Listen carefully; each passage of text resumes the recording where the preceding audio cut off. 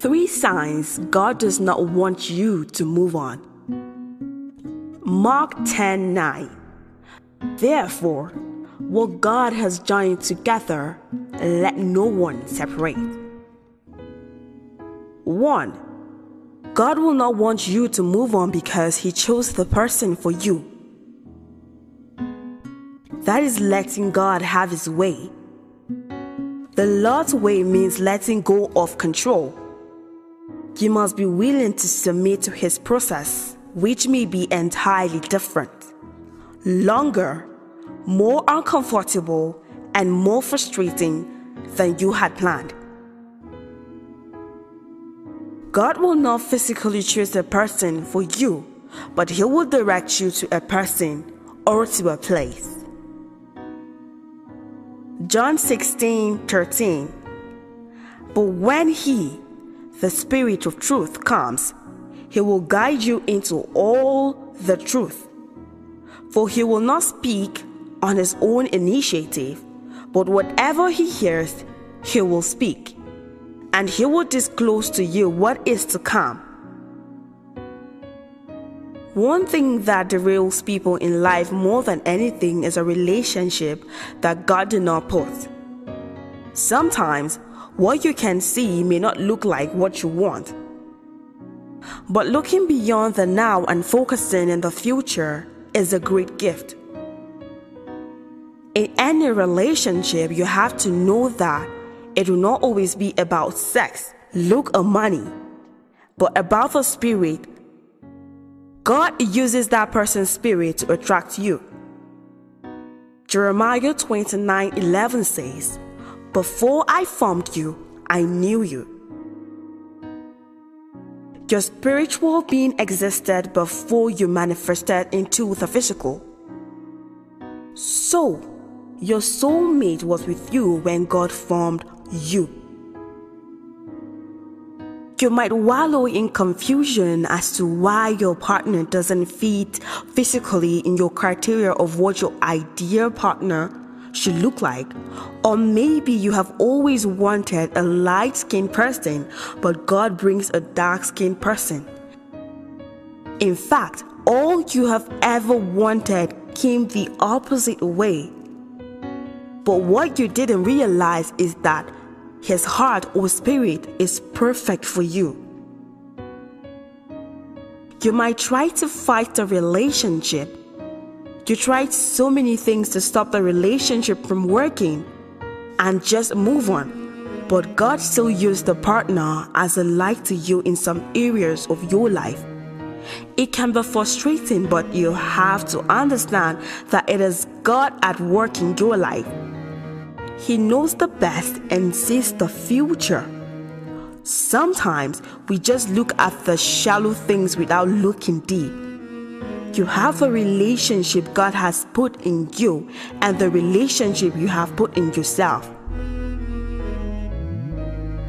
So, you have to be very careful you are not fighting against the one God has brought to you.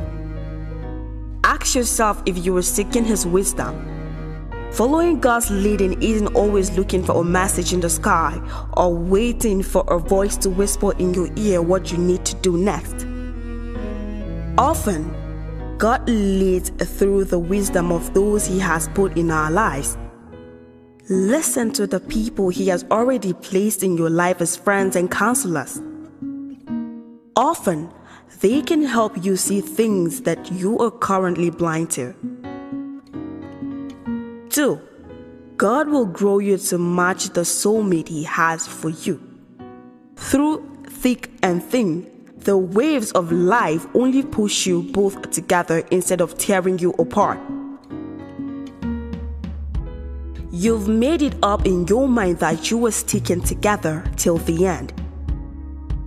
You've been to hell and back, but even the devil himself can't tear apart what God has ordained. You make a conscious effort to love each other daily, and everything that threatens your love or tries to come in between just causes you to cling to God and each other.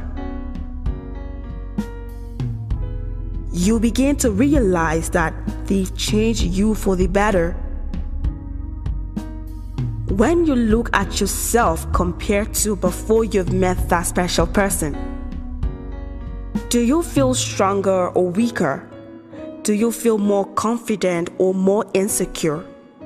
The person God has for you will leave a mark in your life that will cause you to be a better person because you've met them.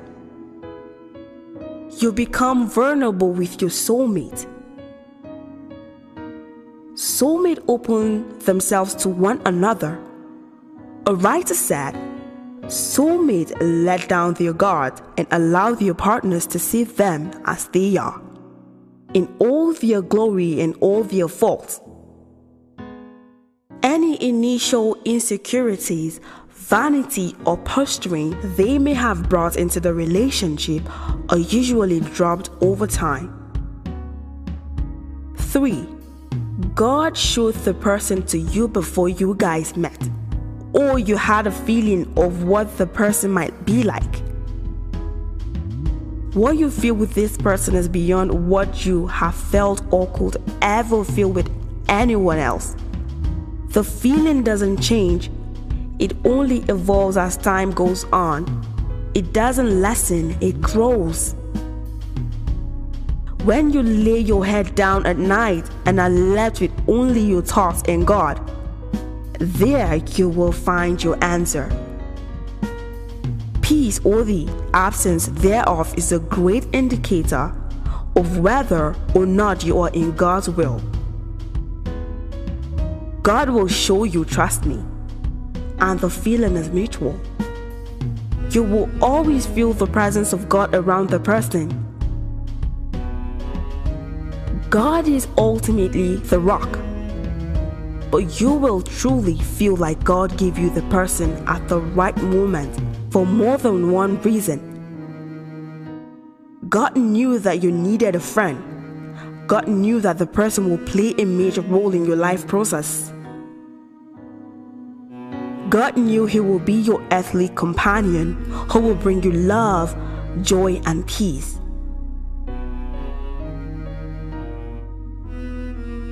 Deciding whom you will marry is one of the most important decisions you will ever make and will affect extensively the whole rest of your life.